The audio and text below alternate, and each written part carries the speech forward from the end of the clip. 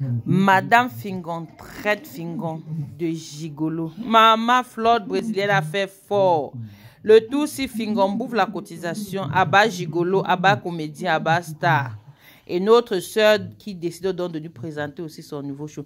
Coucou la famille, bienvenue encore une fois de plus sur ma chaîne YouTube Aéroport du Congo. Ça, c'est ta première fois de passer par là. N'hésite pas de t'abonner, de rester toujours scotché. Là, je vais vous laisser écouter la vidéo jusqu'à la fin. Vous allez écouter de Soko qui nous trouve sur les réseaux sociaux concernant notre star Fingon Tralala que je vais revenir aussi avec sa part d'avis de ce qui se passe. Maman l'amour est mou. À l'heure si c'est Fingon qui est fort, les gars forts aux fesses. C'est grave. Il n'y a pas de demi-mesure de tout, sinon la Goa dit qu'elle va que tout verser et nous sommes là pour écouter. Je vous laisse écouter la vidéo. Comment Langa nous dit donc tout ce que Fingon a fait, comment Fingon l'a escroqué. Écoutez la vidéo jusqu'à la fin. Je vais vous faire d'abord voir cette petite vidéo pour vous témoigner la chose. Je demande de ne pas m'appeler, s'il vous plaît. Ne m'appelez plus, vous allez me couper ce direct. Et surtout, aimez pour qu'on ne boycotte pas notre direct. Ok? Je rentre d'abord dans le premier truc que vous voyez et vous allez écouter des choses. Hein? Comment un escroc peut t'organiser du début jusqu'à la fin et il réussit son coup. Oh, dans les comédiens, ça se passe comme ça au Cameroun. Bon, ça c'est pour sauver d'autres filles. Hein. Bon, je m'excuse pour les fans de ce monsieur, de ce dernier. Ne venez pas m'insulter, je suis désolée. J'ai pas besoin de vos injures ou de vos têtes de mort. Si ce n'est pas chez moi, ça serait chez vous.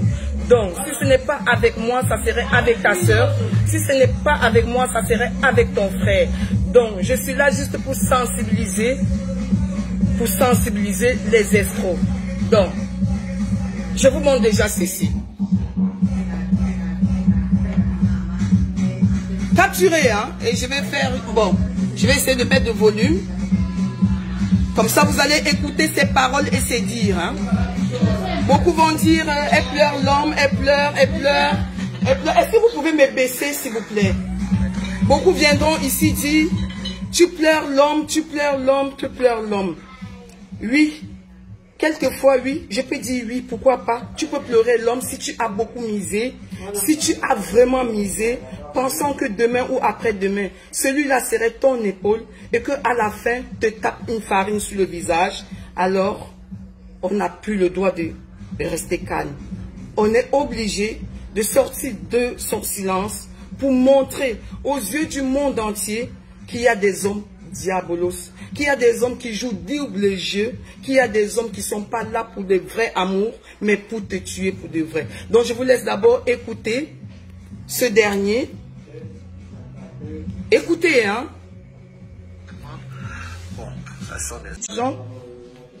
Non seulement j'envoyais l'argent et chaque mois, il balançait 200 € chaque mois au compte de la mère de ses enfants, à mon insu. Pourtant, c'est moi qui lui ai dit, écoute, n'abandonne pas les enfants. En tant qu'une femme, je lui dis de ne pas faire ça. Je suis mère d'enfants. Alors ce dernier m'amène un couple à la maison. Je vous assure, mes frères et sœurs, un jour, mon téléphone sonne. Il n'était plus là, il était déjà rentré. Le monsieur me dit, je t'aime mon silence, fleur brésilienne. Mon Dieu m'a demandé de te parler. Qu'est-ce qui se passe? Donc ce monsieur, je lui gardais chez moi. Il a amené le monsieur, il louait, parce que j'avais libéré la chambre de mon fils pour mettre ces derniers avec sa famille, pour l'aider. Il passait sur mon dos, il prenait le loyer à ce monsieur derrière mon dos. On abuse quelqu'un comme ça? Est-ce qu'on peut abuser quelqu'un comme ça? Jusqu'à là, ça commence. Ben bon, ça commence que la maman est malade, il faut que je rentre. Il avait déjà organisé son retour sur mon dos, auquel je ne savais pas. Il avait envoyé des choses en Afrique, derrière mon dos. Et il me faisait croire tous les jours que l'entreprise ne marchait pas. Pourtant, derrière mon dos, il m'escroquait. Il m'escroquait. Et c'est comme ça, il décide de retourner au Cameroun. Je vous assure, mes frères, je prends pour une fois dans mon compte, je valide. Je lui dis, tiens mon compte, va payer ton billet d'avion. Vu que c'est le cas de maladie de maman et qu'il faut que tu rentres, vas-y, va payer le billet d'avion, tu rentres. Et le nécessaire, on va faire bien après. J'ai passé ce mois d'enfer. Parce que ce dernier avait vidé le compte. Je n'avais plus rien à manger avec les enfants. Mais j'ai supporté. Par rapport à quoi? Je voulais porter quelqu'un derrière mon dos, sans lui connaître, sans savoir ce qu'il était, s'il était un star, s'il était quoi. Non, mais je voulais aider un confrère. Je voulais aider quelqu'un qui était désespéré, qui était même prêt à même se suicider parce qu'il passait partout en Europe. On lui crachait dessus, on l'a insulté comme un malade.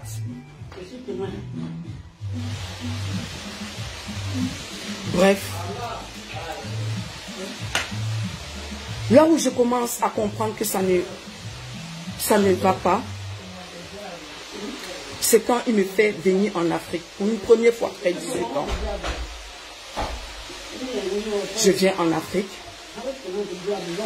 Il me garde dans un appartement meublé, s'il vous plaît. Et je ne sortais pas. Si je sortais, c'était avec lui ou l'un de ses enfants. Je n'avais pas droit aux sorties. De peur que je sorte pour piétiner ces conneries faites au Cameroun. De peur qu'on me le fait entendre. Moi, je ne savais pas. Je ne connaissais pas sa vie, moi. Je ne connaissais rien de lui. J'ai juste cru à quelqu'un qui est venu me faire savoir, écoute, voilà ma vie, n'écoute pas les gens de dehors. Et je l'ai cru. J'ai misé, comme on dit, une femme peut se donner à mort. J'ai misé. J'ai voyagé dans des voyages où je lui faisais des cadeaux extra. C'est-à-dire, je ne parle même pas. Parce que quoi? Parce que je voulais porter quelqu'un sur moi. Étant moi-même quelqu'un qui se cherchait encore. Je vais au Cameroun. Ce dernier parcours de jalousie m'a frappé à mort. J'ai dit j'allais mourir. J'ai vu la mort sous mes yeux. Jusqu'à ce que j'ai sauté de la voiture. J'ai vu la mort passer sous mes yeux. Parcours de jalousie. Tellement il m'a bastonné. J'ai cru que j'allais mourir. Mais jusqu'à là, j'ai gardé toujours ce dernier sur mon épaule. J'ai gardé ce dernier sur mon épaule. Mais bref, quand j'arrive en Afrique, il me garde dans un appartement meublé, comme je vous ai dit tantôt. Et après, je commence à comprendre que, oh, madame, ce monsieur a une femme quelque part. Il a caché la femme quelque part. Je lui bloque ce jour. Je dis, écoute, tu m'amènes aujourd'hui voir maman. Tu m'amènes aujourd'hui voir maman. Ou on organise ce jour où je vais là-bas. Je ne sais pas ce jour où cette dame était où. Vraiment, madame, je me mets en excuse. Parce que je ne connaissais rien. C'est ce monsieur qui m'a menti. Je ne connaissais rien. Si un jour j'avais su qu'il avait laissé une femme à la maison avec des enfants, je ne m'aurais pas dû.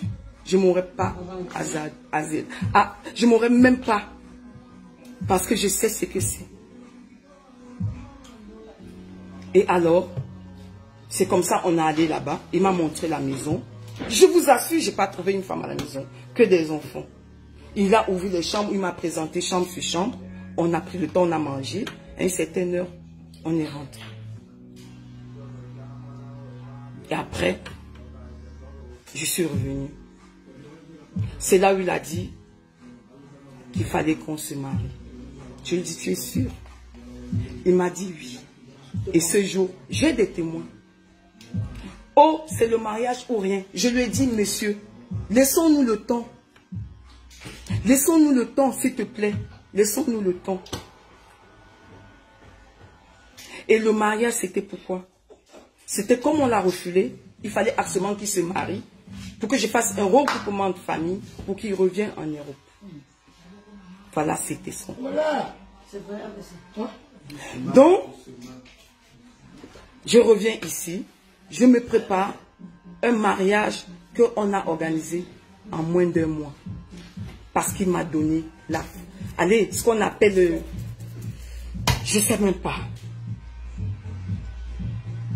Bref, ça a été, je suis revenue, où il a prouvé, pour le meilleur et pour le pire, comme il a dit, monogamie. Et je tiens à vous dire, néanmoins que je ne connais pas les règlements du Cameroun, que jusqu'à toutes ces bêtises qu'il faisait, nous ne sommes encore pas divorcés. Néanmoins que peut-être au Cameroun, on divorce sans appeler une femme.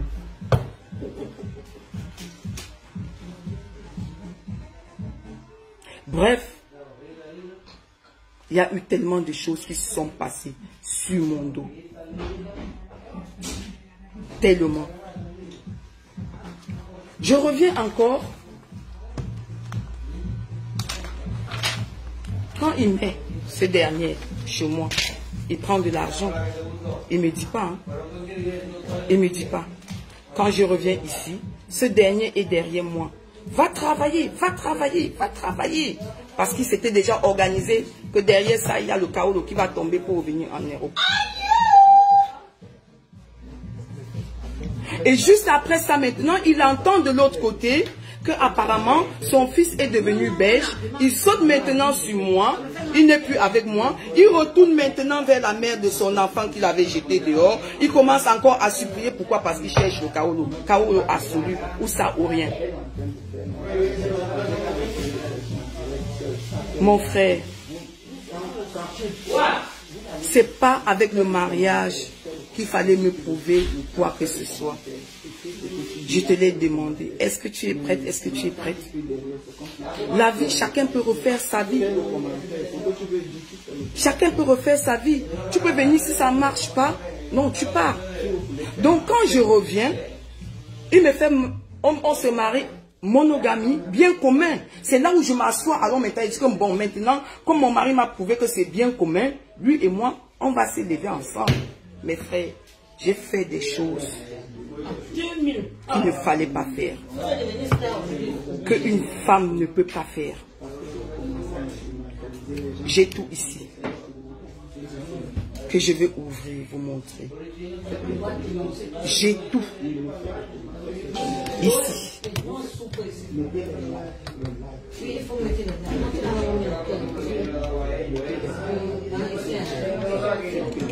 Bon, écoutez, hein, ça.